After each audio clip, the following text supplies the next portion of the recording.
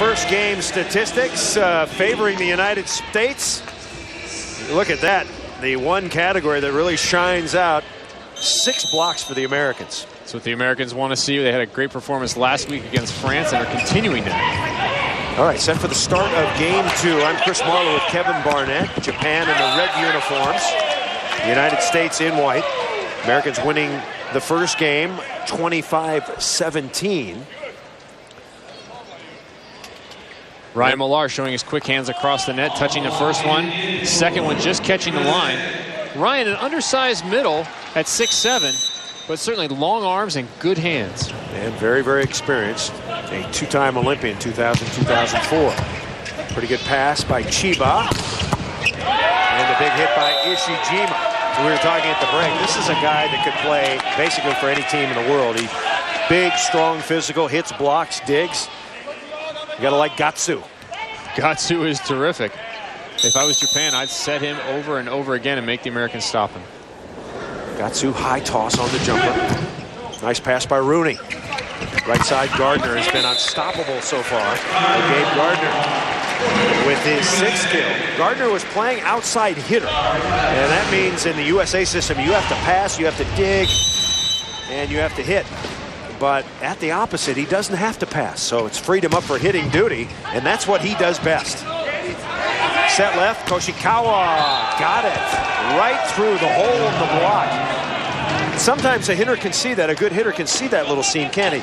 Sometimes, and sometimes you get hitters who just go up and swing the ball high and hard because you're looking for space, and coaches will tell you, just hit the ball high and hard, good things happen. So Japan, Takaaki Tomatsu set to serve. Interesting toss. And Rooney with another good pass. Of course, there's no doubt that Rooney can hit well enough, although you would like his hits to be more powerful, but it's a really good sign when he's passing the ball well. That's right. Just like we talk about Gardner not being at ease passing, you want Rooney to have the same feeling where he is at ease passing. That will help his hitting. 3-2 United States. Just the start of the second game. Here's Rooney. And down the line, his serve is out. United States missing 3 of their regulars. Tom Hoff, his wife, just had a baby, and so he's not playing yet. Clay Stanley just got back from Russia. We may see him in a couple more matches. And Lloyd Ball, the 3-time Olympian for the USA, the setter. We have been told by Hugh McCutcheon that Lloyd Ball is going to return to competition in July. He's thought about it. Perhaps wants to come back to the team, and we'll see him with the USA then. Yeah, Lloyd Ball's going to be an X factor. Been away from the team for a couple of years. Who knows what he might bring back.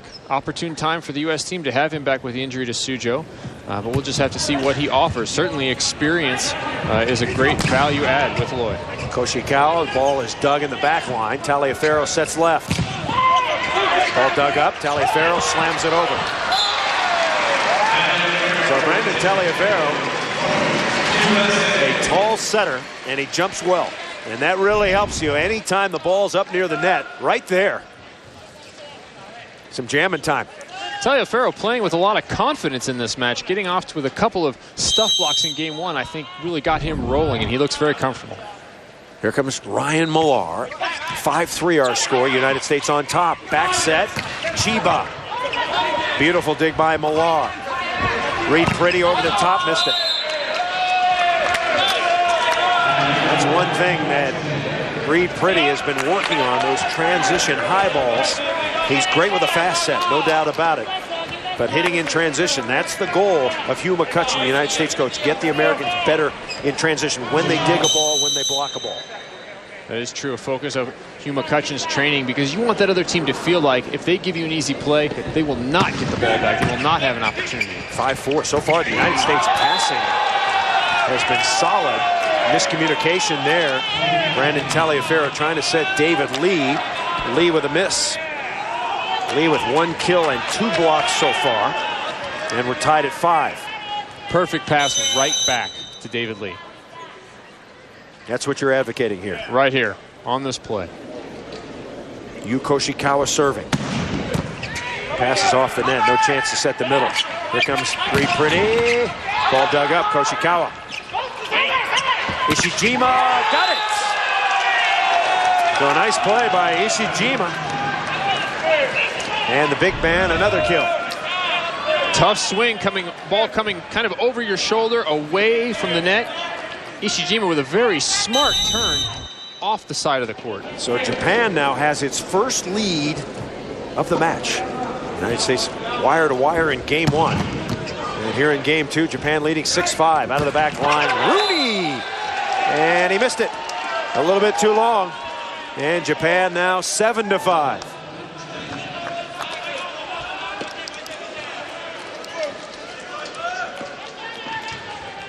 Koshikawa continues to serve.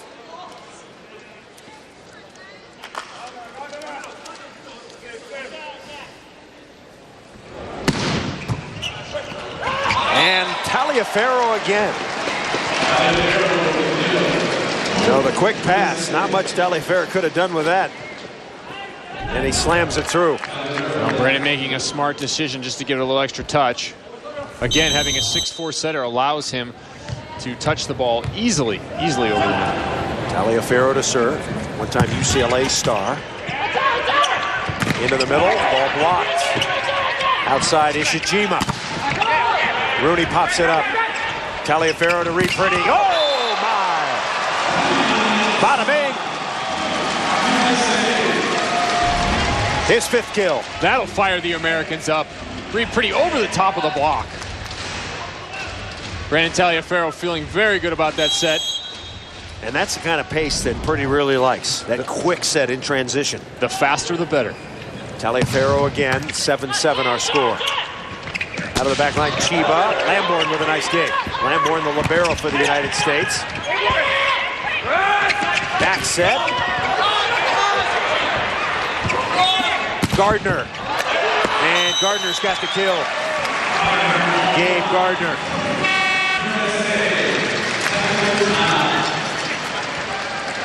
Timeout. United States down 7-5, scores 3 in a row. The Americans on top, 8-7. Libero not allowed to use his hands while setting the ball in front of the 10-foot line. Rich smartly lifts his foot up, doesn't touch across the 10-foot line. Getting the block there, Kusuke Tominaga, the setter.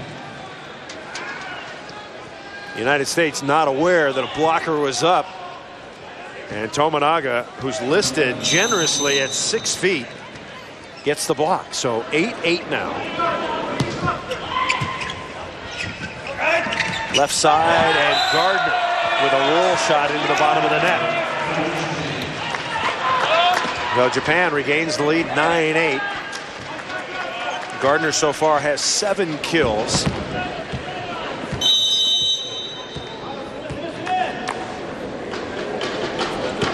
Kind of the standing jump floater. Taliaferro into David Lee. Ball popped up.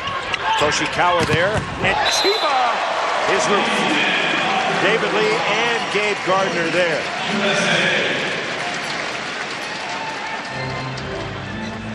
Shinya Chiba rejected. Talked about the bonus of having Gabe Gardner as the opposite at 6'9". The United States with a giant front line now. Reed Pretty serving. He's got the ace. Right on the line, Reed Pretty. The Japanese are worried about their passing, concerned with the U.S. serving. Reed Pretty was a critical part of the U.S. attack last week from the service line. Like to see him continue to get aces here. 10-9 United States, game 2. Pretty again. That's a beauty. And the put away. Nice set by Tominaga. Chris, sometimes you make a great play, yeah, and the other team makes an even better play. Reed Pretty, terrific serve. Japanese with a perfect pass. Japanese should be good at the quick set. They invented it. Now Tominaga to serve. Taliaferro into the middle. Lee dug up. Tanabe was there. Taliaferro gets the dig. And Japan wins the battle at the net. Ishijima. This guy's got some fire, doesn't he? Certainly does, getting his teammates involved. Of course, momentum, a critical thing in volleyball. If you can gain momentum, you'll score 2, 3, 4 points in a row. And in the rally score system, that can make a huge difference game to game. Japan leading 11-10. Over the left side, Rooney. Tanabe right side, Chiba. Ball popped up. Ishijima, yes. Ishijima's the man. No wonder they call him Gatsu. What is that again? Give me that definition of Gatsu. Big body, fighting spirit. Certainly displaying his fighting spirit here tonight. Gatsu just too tough. So he's got 9 kills. That leads all spikers as Japan has got a 2-point advantage. 12 Center in Green Bay, Wisconsin. Yes, we're in Packertown. I'm Chris Marlowe with Kevin Barnett. This is World League Volleyball. The national teams of the United States and Japan kills relatively even so far, but the United States leads the match 1-0. Japan's offense has been humming. Defense even better here in Game 2.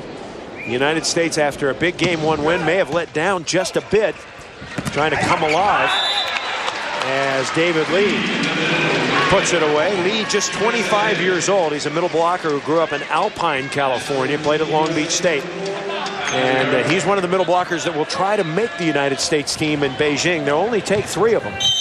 That's right. It used to be years ago you had 4 middle blockers that would be on the roster. With the addition of the libero position, one of those spots was taken away, so the competition all the more intense for Olympic spots.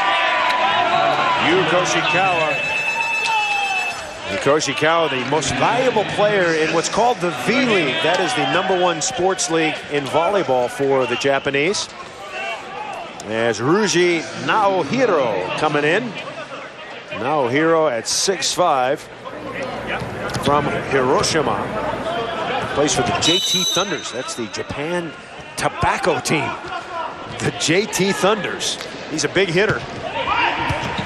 Salmon, good pass, and David Lee. Now that's what he can do. Got a very quick arm snap.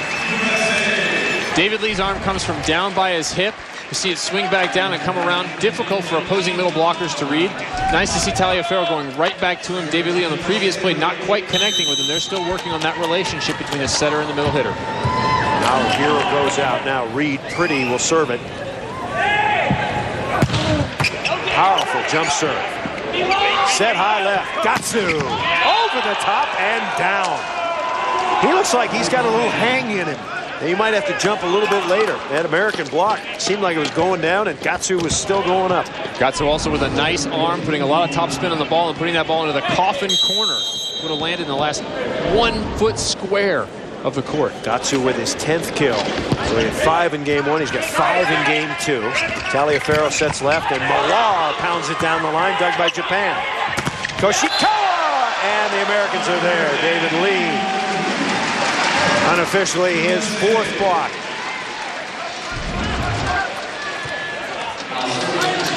David Lee on the block, providing what you want.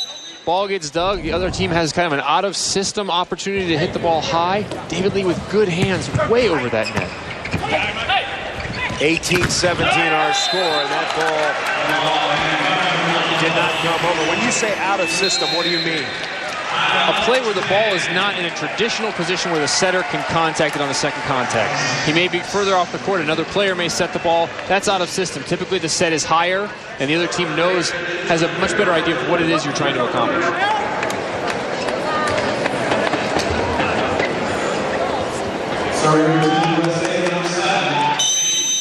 That is the libero. He is the designated passer defender. He cannot hit. And he can only set behind the 3-meter line. He wears a different colored jersey for each team. Osamu Tanabe is the libero. There he is for Japan. And, of course, Rich Lamborn on the other side of the net. He wears blue. Lamborn, the libero.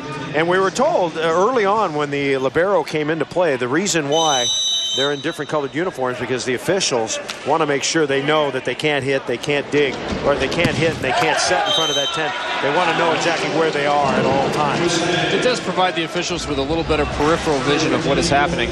I'd like to see the FIVB adopt a rule where the liberos can turn their jerseys like a hockey goalie helmet, where they can paint them however they want, use the team colors, but let's put some flames on there. Okay. Let's have some crazy volleyball patterns.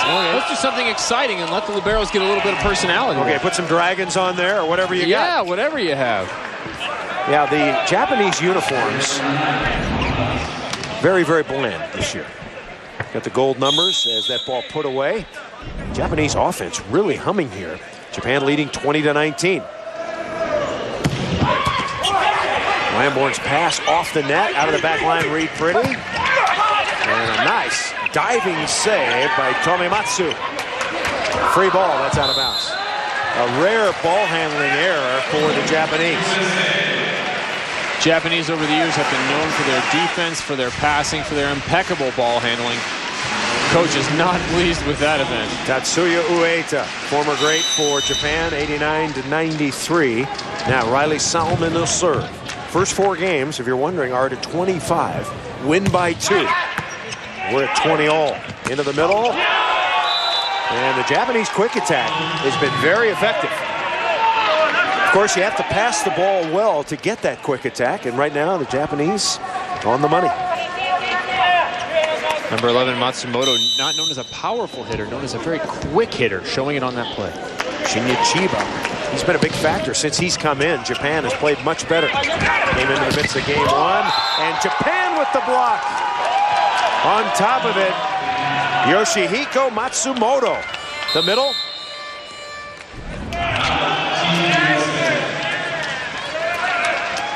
So Japan leading game 2, 22-20. The coach for the United States in his 3rd year. He's a native New Zealander. Got some very interesting phraseology, how he talks to the players. Players respect him, though. He commands respect. Hugh McCutcheon is very straightforward. Anytime you ask him a question, he will answer it. He'd be a horrible politician. He's very honest with the players about their position within the team, about their performance, and what they need to do to contribute. 22-20 Japan. Upset brewing here in game 2. Japan outplaying the United States, at least in this particular game. And another block for Matsumoto. Matsumoto is a short middle blocker at 6'3". He's from Nagano, Japan. Remember, he's the guy who had the elbow injury. And that Japan just 2 points away from victory. Chiba to serve. Taliaferro sets left. Reed Pretty puts it away. William Reed Pretty is his name. He's 29 years old, a mainstay on this USA team. Last year led the United States in scoring as Phil Etherton comes in. Etherton recently married. That's right, married a woman over in Poland who he had previously met while playing in Spain. Brooke Billings serving as the best man during the wedding. There you go, 23-21. That ball did not come over the net. The United States is going to get a point. Chris, we talked a little bit about a 70% serve. Now is the time for that 70% serve. The United States with an opportunity to tie this matchup at 23-all. Can't afford to miss one here. Ryan Millar, United States down 1. Left side, Gatsu out of the back line, and he puts it away. Yusuke Ishijima, his nickname is Gatsu, big, strong, and powerful. And he's been Japan's best player, and now he moves into the front line. So Japan will have 2 game points, essentially, as Koshikawa serves. 24-22, Japan. Tries for the ace, he missed it. So the 100% serving effort by Koshikawa, and now the United States will face its 2nd game point. If Japan can put the ball away here, they will win game 2. The United States should know where the ball's going. Straight to Gatsu. Taliaferro! Quick set, and the put away. And Japan has broken through here in game 2. Japanese win at 25-23. So number 11, Matsumoto, came in, was a spark plug for the Japanese during that game. Peaked a run, ends with a Japanese victory. Gatsu leading the way with 11 kills. Chiba played well, and Japan has evened things up. We are tied here in Green Bay at 1 game apiece.